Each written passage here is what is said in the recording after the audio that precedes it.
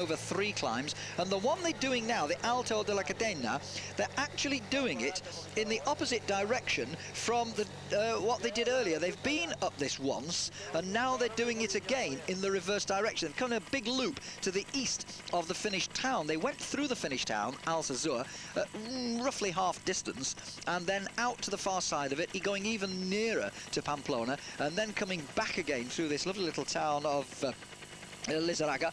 And now they have this last climb, the Alto de la Cadena, to do for the second time. This could be where it all splits up. There you see them leaving the town sign, Lizarraga there, showing you that they're just on the far outskirts of it now. And new faces at the front as they come up this climb where they descended about an hour or so ago.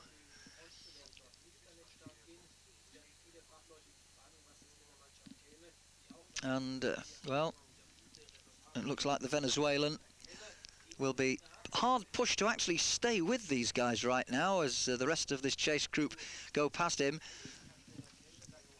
Fernandez and Aitor Osa, the two men who've decided to have a little go up front. Bingen Fernandez, not the most common name that we come across when we're talking about the leaders in the races, but he's a member of David Miller's team, the Cofidis team. Aitor Osa, well, we've seen a lot more of him in recent years, brother of Unai Osa, the two Osas, who both ride for the Banesto team. So these two now, the new leaders, are from this original group of 15 riders that went away quite early on the premise of, well, 13 of them went after Caucioli and Vasseur, who started it all very early on, only 23 kilometres gone. And this is quite a tough climb. Remember, this was the descent that they did earlier. Now they're doing it as a climb. Little shot of the Mappé rider, Dario David. Oh, beg your pardon, 48 is, well, according to my note, it's Dario David. That caption didn't quite say that, but it is Dario David, I assure you, number 48, the Mappé rider, who's a little bit betwixt and between now, not quite sure what he's going to do. Will he get up to the two leaders? They really have had terrible conditions today. I was hoping that things would be a little bit better. Oh, I know what they're doing. That Cioni is actually his mother's maiden surname. His full name is Dario David Cioni. I think I was explaining a couple of days ago how a lot of these Spaniards actually have on their racing licence their double-barrelled surname, as it were. He's not really called Cioni. He's actually called David. Dario David. So here we see the two leaders, the new leaders, having oh my goodness, a snowplow. Have they had snow up here recently? It's not a particularly high climb, not by Spanish standards, not by Pyrenean standards anyway. It reaches a height of 735 metres, which is only about 2,500 feet. So it's not exactly above the snow line, I wouldn't have thought, but maybe they sometimes get the snow up here. So these two on the higher part of the climb. As I said, it's only a third category climb, but it does have stretches, long stretches of around about 6% or so. Total climbing distance of around 3.3 kilometres. And 20 kilometres to the arrival. Well, that means they should be just about on top of the Alto de la Cadena, and indeed they are. So just 20 kilometres to go. Here we go, back to the remnants of the lead group. The peloton, by the way, did I mention it? I'm not sure. Are over 5 minutes behind. And the yellow jersey is back there, which means that there's a very real chance now, with only 20 mainly downhill kilometres to go, although it flattens out a little bit towards the end after they've come down off the mountain. We could well see a change in the general classification as a result of the efforts of these guys. Remember, Biertsberg held on to his jersey very well by getting third place in the sprint yesterday, and along with another 28 riders, he has an identical overall time. 29 riders altogether on the same time in the overall classification. It would have been 30 if Francesco Casagrande hadn't crashed out of the race yesterday. That was most unfortunate, but that's bike racing. It's a hard game, and there's very little sentiment in these things. You've just got to get on with what happens and take it the rough with the smooth. Now, we just saw the Alessio rider there, Pietro Caucioli. He was one of the two riders, remember, who started it with Cedric Vasseur. What a shame that the weather's taken a turn for the worse here. Nevertheless, we shall be continuing live with the remaining 20 kilometres of this stage 3 of the Tour of the Basque Country. But right now, we've got to take a short break. Don't go away, we'll be right back. Well, here we are back live with the Tour of the Basque Country in these terribly miserable conditions, and the two new leaders, Aitor Osa of Benesto and Bingen Fernandez of the Coffice team. I can't say making hay whilst the sun shines, because that's hardly appropriate today. And just look how this lead group of 15 riders altogether has split up completely. Sorry about the breakup in pictures, and this is what Spanish television do when the pictures get too bad. They go over to a shot of the finish for you, which at least is a reasonably clear picture, although it's not quite what we want when we're commentating live on bike racing, is it? Here's the racing capes I told you about being worn by a lot of the riders, making it very difficult to identify them. Now then, wait for the little arrow to the right of the screen. There it is, 17 kilometres to go on the descent from the last of the day's climbs, and then a pretty flattish run in to this little town of Alsazur, well to the east of Vittorio, where they started out this morning. A 170 kilometre ride, and they've had rain like this, I'm afraid to say, pretty much all of the day. Aitor Osa for the iBanesto.com team. He turned professional, you know. Interesting thing about him, he turned professional back in 1994. He was with the Euskaltel squad and then went to Banesto in 97. But he had to wait for 7 years to get his first professional victory. He was with Banesto in 2000 when he did it, and it was a stage in the Tour of Portugal. He had a long, long wait for his first pro win. I wonder whether he can get another one today. His younger brother by nearly 2 years, Unai Osa. He turned pro in 1997, and he only had to wait a couple of years when he did very well in the Tour de l'Avenir, actually, and he got the overall victory that year in the Tour de l'Avenir. Miserable conditions indeed, as we have two shots. First, on the left of your screen, the two leaders with the Mavic neutral service vehicle up with them. And then on the right-hand screen, you've got what's left of the chase group. I think the chase group is split up. And at the top of your screen, you can see it's only about 29 to 30 seconds, 28 seconds, according to the GPS system that we're using.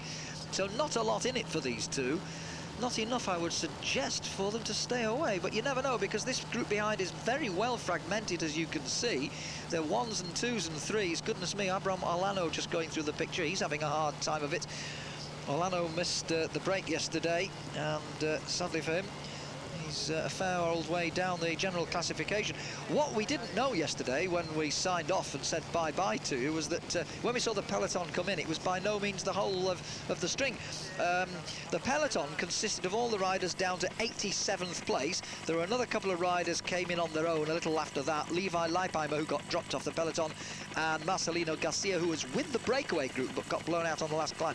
But then, incredibly, exactly 50 riders, yes, 50 riders, listen to this, came in a big bunch, timed at 15 minutes and 56 seconds. They lost that much time yesterday on the main peloton, which closed to within 6 seconds of the breakaway lads. And in that back group, there were some good names: Tyler Hamilton, Rolf Aldag, Kurt van der Wouwer, Gilberto Simoni was there, Danilo De Luca, who's not really been on song this week, Andres Kluden, he was in that back group.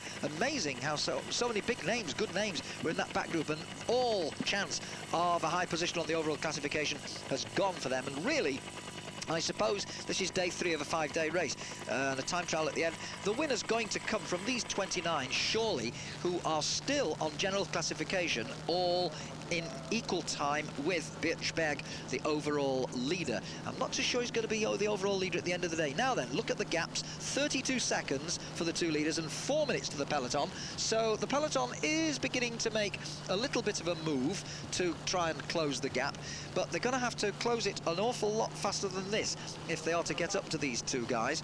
4 minutes for the leader. Well, the interesting thing is that I don't think Aitor Osa will be too worried about that 4 minutes, because he is one of those 29 riders I gave you who are in the same time as Bischberg. So he'll be the one who's got the most to gain here, and this is why Aitor Osa, I think, will do most of the work at the front of this little breakaway duo. If Osa can stay away, then there's a very, very good chance that he could become the new leader of this race. 3 days gone and 2 days to go. As you see, they've opened up quite a big gap now on the rest of that group, and Una Echevarria has blown a bit of a gasket, and there you see 1, 2, 3, 4, 5, 6, 7 of them, so only about half the original group. So they really have blown themselves to pieces, haven't they? And these bad conditions are really taking their toll. Bingen Fernandez is a rider, I have to confess, I've not seen very much of in the recent past. He came to light in 1996 with the Euskaltel team, and he's still, not to my knowledge, had a professional victory. He's been with them, the same team, ever since he turned pro in 96. He's 29 years of age. Well, this could be his big chance for glory today. Although, I suppose if they do stay away, I'd have to put my money on the more experienced rider, Aitor Osa, to get the victory, but that's tempting providence at the moment, because they've only got about 20-odd seconds between themselves and those 7 chasers from what was originally a 15-man breakaway group.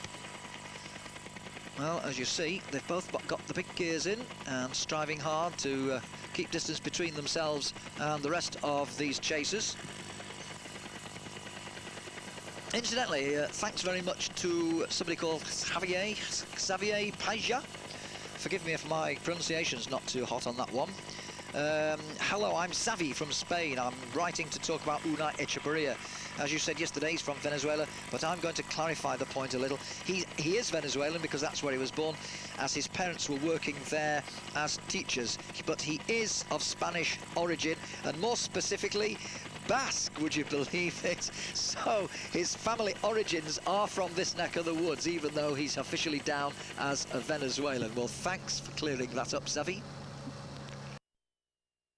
Well, welcome back live to the Tour of the Basque Country on day 3 of the 5, and this terribly bad weather is wreaking havoc in the field as we get a little look at Abraham Olano in the chase group. Rider number 38 there's Bram de Groot, the Rabobank rider. There's Olano, not looking as though he's enjoying this too much, although he has taken his racing cape off. He was caped up a little bit earlier on, and 10 kilometres to go.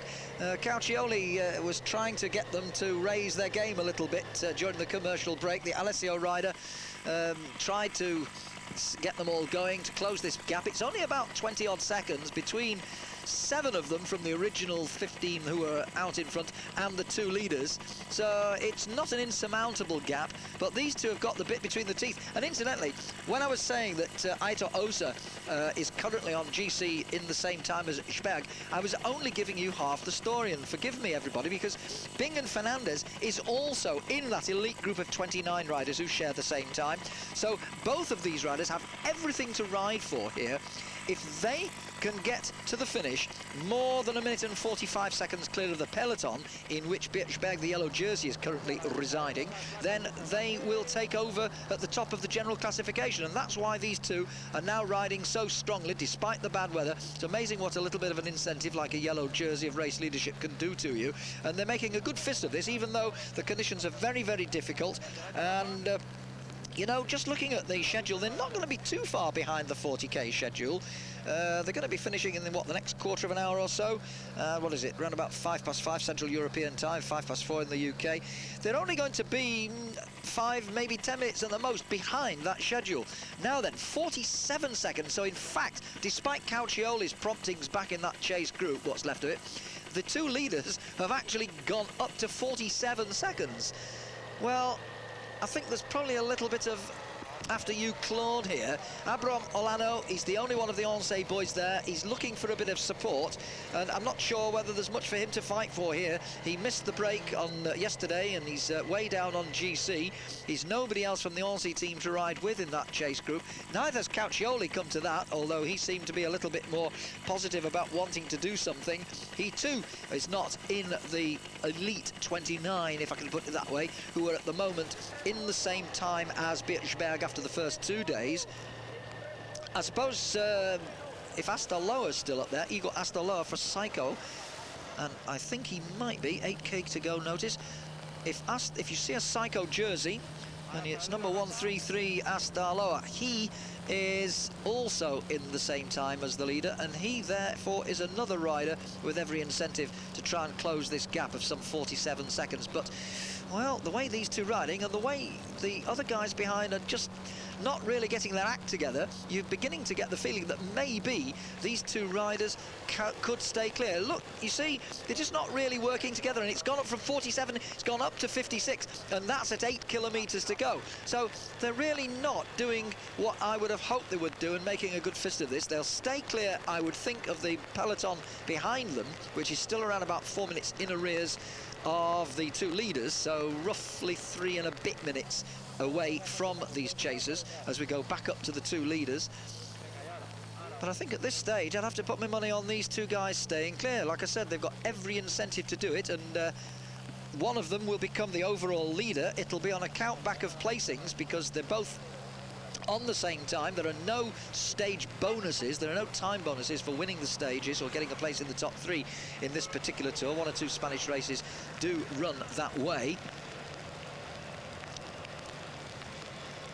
And this chase group, Garmendia's in there, De Groot, and number 48, Dario David Cioni, to give him his full name. Incidentally, I had another little missive from Michael Sargent this morning when I got in. He thanked me for answering his question about Oscar Sevilla. And I think I mentioned, Michael, did I not, that you might be out training and therefore you might miss what I was saying. Well, Michael says that these days he's an MS sufferer and he uses a 3-wheel scooter to get around now. But he says his wife and I try to watch all the cycling on Eurosport. Keep going, he says. Thanks to all who bring us the programmes, Michael Sargent. Well, thanks for that one, Michael, and let's hope that you can carry on getting out on that 3-wheel scooter and at least enjoying a little bit of the weather when it's decent. And you can always say that you are still a cyclist, can't you? You offer my money, mate, and good luck to you. Well, back in the terrible weather of central northern Spain, for those of you who know places like Bilbao and San Sebastian, well, think of San Sebastian anyway, because that's where we've had World Championships, and of course there's the Grand Prix San Sebastian, the World Cup Classic race. If you come inland, in other words, almost due south for about 50 miles or so, you will find the little town of Alsasua, which is more or less halfway between Vitoria, where they started this morning, and Pamplona. But small town it may be, big enough to host a stage finish, and there are lots of towns like this in and around various parts of Spain which host stages of the many stage races that there are in Spain. I went through a list of some of them a day or so ago, didn't I? There's so many of them. They're great races. I love being involved in them. There's just something about the character of the races, the lovely countryside, hard cycling country, I know, but nice countryside, and they're very much the people's races, these races, you know. All the towns turn out to see them, much as they do with the big races as well. But there's a lot of local flavour about them, the local traditions. You get people coming out. Sometimes you'll get little bands or small orchestras coming out at the starts or the finishes in the sunshine and doing a little bit of the music at the start town or the finish town. Now then, 6 kilometres to go. Aitor Osa gritting his teeth as he's determined to keep this pace from flagging. Bingen Fernandez of the Cofidis team. These two riders surely going to stay clear now as you take another look of Olano just ahead of the Team Coast rider, another Aitor, but he's Aitor Garmendia, who's just behind him. The colours look almost identical, don't they? The Oncé colours and the Team Coast colours. And they were all earlier wearing bright yellow racing capes when it was raining quite hard. And it looked like there was quite a large team, all one team, but of course it wasn't. There were two separate teams. Just the racing tops look very, very similar. The racing capes, I should say. And these two are really going nicely now, aren't they? They've got the bit between their teeth. They've been out a long way. Remember, just to recap, in case you just joined us, it was Caucioli and Vasco who started this all after only 23 kilometres. They got about a minute and 20 seconds up before another 13 riders detached themselves from the peloton. And after a long, hard chase, they caught up with those two to make this 15-man break, from which we saw Unai Echevarria, one of yesterday's heroes, make a lone break. And it looked at one stage as though he might stay clear, but he blew a bit of a gasket about 10 or 15 kilometres ago, and the rest of the guys caught him up. But since then, we've seen this fresh attack from amongst those 15 by Aitor Osa and Bingen Fernandez, the two riders on your left hand, the left-hand side of your picture. On the right, you're looking at what's left of that 15-man group. It's only about 7 strong now as the two leaders go under the 5 kilometre to go banner. Now, if the lead is still 40 or 50 seconds, it had gone up to 50 odd when we last had a time check, then I've got to put my money on these two guys staying away now. They're not far from the outskirts of the town. The main road there, as you see, briefly skirting the nearby motorway, just outside Alsace. And it's a fairly flattish run-in. No big hills of anything to speak about now. Nothing untoward to disturb the rhythm, really, of these two. Oh, my goodness. Well, 1:14, surely now 5k to go. You've got to say, these two have got it between them. Now, the interesting thing will be, can Bingen Fernandez, the Cofidis rider, get his first professional victory, or will Aitor Osa do it? He's only had 3 in his career. Beg your pardon, correction, 2. He didn't have a single victory last year. In fact, just looking at his records last year, he had 1 or 2 good stage placings in the Vuelta as they go into the 4K banner. In the Tour of Spain, he had an 8th, a 5th, a 9th, a 10th. So he was there or thereabouts in the top 10 on 4 occasions. And he finished 9th place overall, which is no slight reward. Anything in the top 10 in the Tour of Spain is considered a pretty good performance. So 9th overall in the Tour of Spain was not bad for him. He was 11th in Catalonia last year as well on the overall. And he's a fairly experienced rider now, Aitor Osa, much more experienced than his fellow breakaway companion. He's 28 years of age, he'll be 29 in September.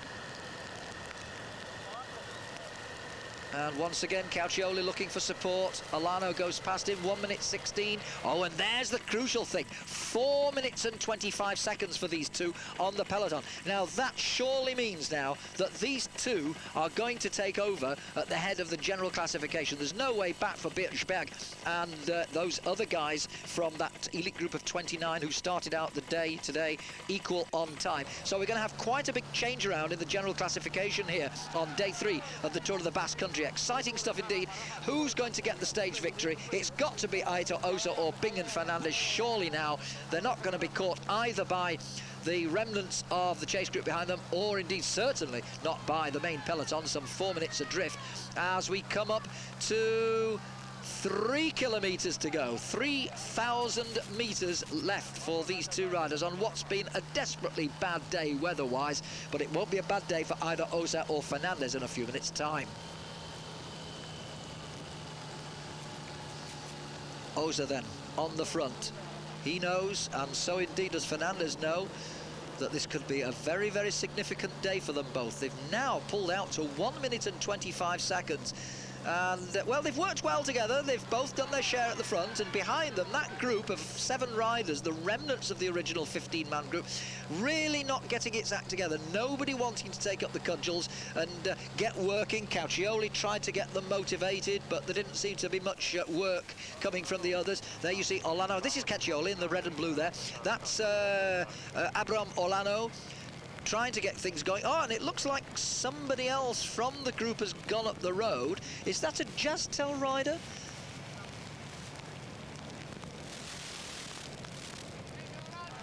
Not sure who it is who's gone up the road away from the rest of that group. It looks like most of the group has come back together again. So with 2 out front, there should be 13 behind if they're all there. I'm not so sure whether Unai Echevarria is still there. He may have blown his gasket so much that he's gone straight out of the back of it, maybe trailing in on his own, because when he went, I must say, he looked a little bit on the tired side.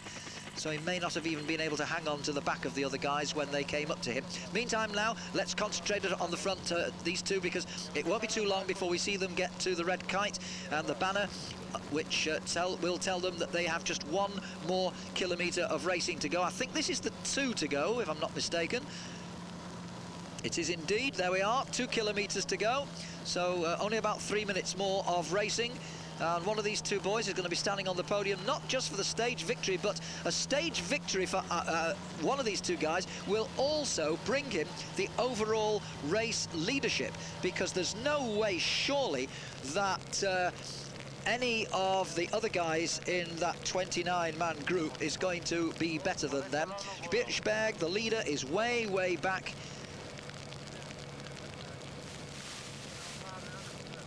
And they have more than enough time on Birchberg.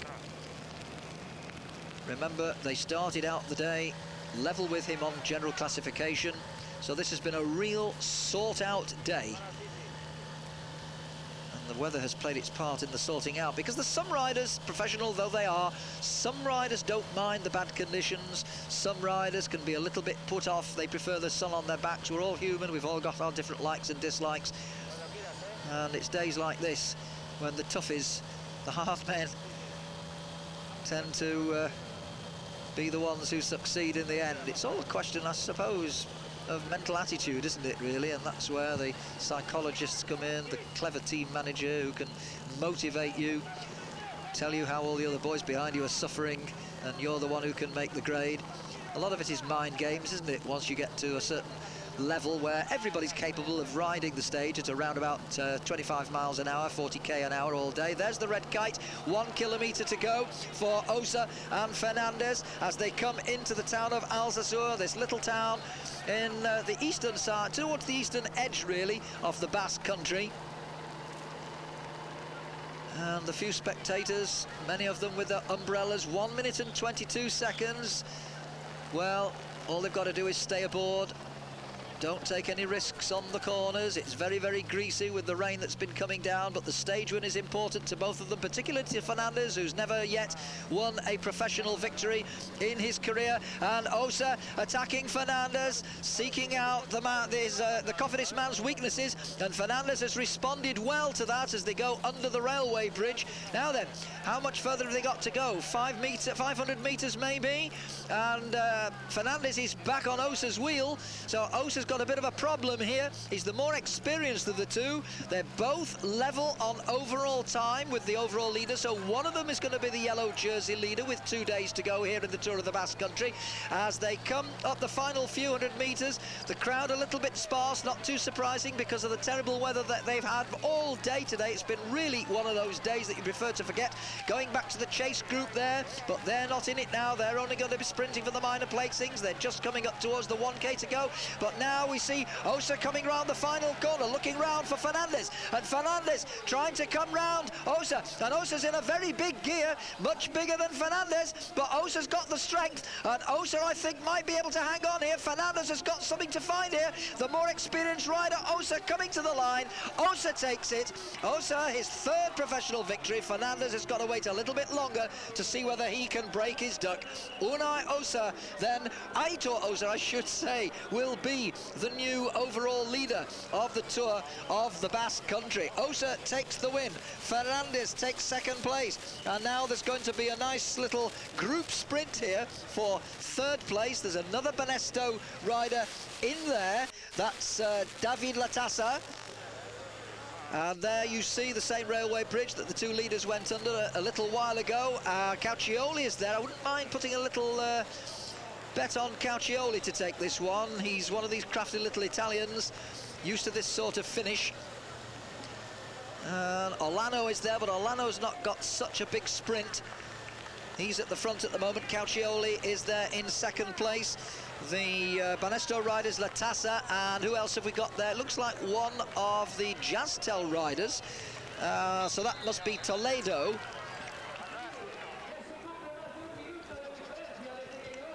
So those are the four coming round the corner, and it's Caucioli on the wheel of Olano, but that looked like Toledo going for it. Toledo has got the steal, and I'm sure that he will come away for third place. Toledo, no doubt about it, he gets third place, and he's well clear of the other three. Banesto, well, that's Latassa getting fourth place from Caucioli, and it'll be a long time before the main group comes in. Of course, there are more of the remnants of that 15-man group still to come, and they will come in, I suspect, in dribs and drabs. Well, here's Dario David, number 48 from the Mappi team, coming in on his own.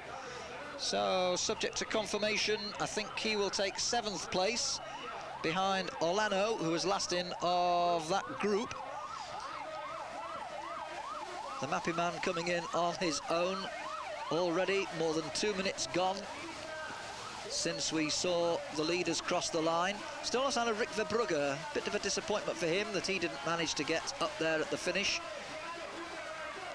And, well, the orange jersey there is the other Euskaltel rider, Igor Flores.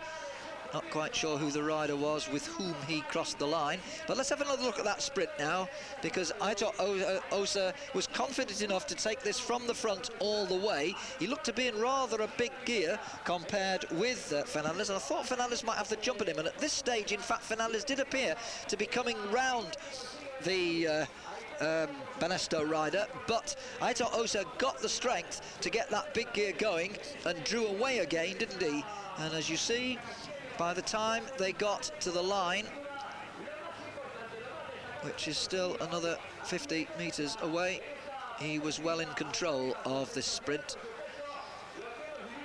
In time enough indeed to sit up just before the line and salute his victory.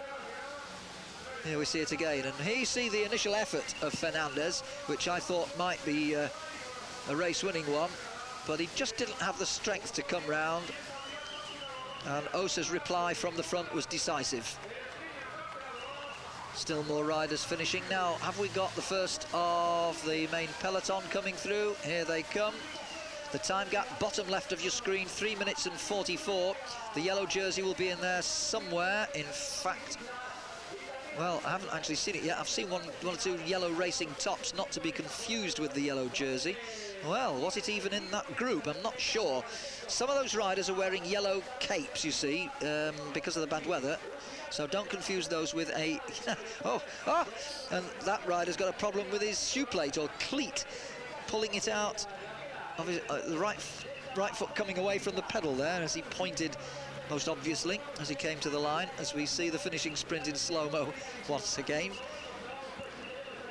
Well, good 3 lengths in it altogether at the finish, weren't there? So no problems really for Aitor Osa.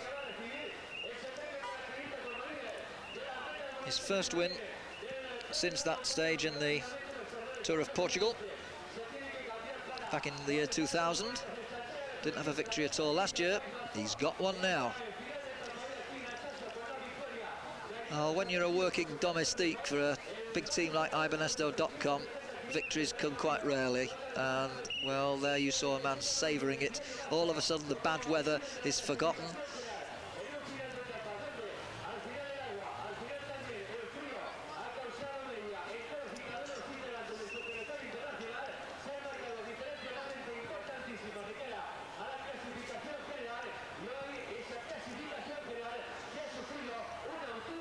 Well, there's confirmation of the result. Aitor Osa and Fernandez obviously timed at the same time. And the chase is coming in 1 minute and 20 seconds behind them.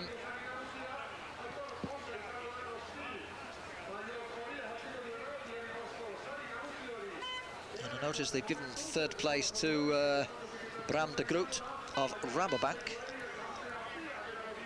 And there's the overall. And look at the gap that these two have suddenly got. Osa taking the jersey as a result of the stage win. and 3 minutes in hand. Now that's going to be more than useful come Friday afternoon, and the closing time trial, which is a very hard individual time trial on Friday afternoon. It's only a short one after a 94-kilometre morning stage. It's only 15.2 kilometres, but it's got quite a long, hard climb, and then equally long descent on the other side back towards the finish area. But it's not your average time trial, I can tell you. It's a very grueling 15.2k time trial, and 3 minutes. I suspect that both these two guys are going to need that at least if they are to hang on to their placings at 1 and 2 in the overall classification come at the end of this race on Friday. But for now, Aitor Osa has all the cause for celebration, and the iBanesto.com team, who've not had very much success so far this season, will have to make the most of this one.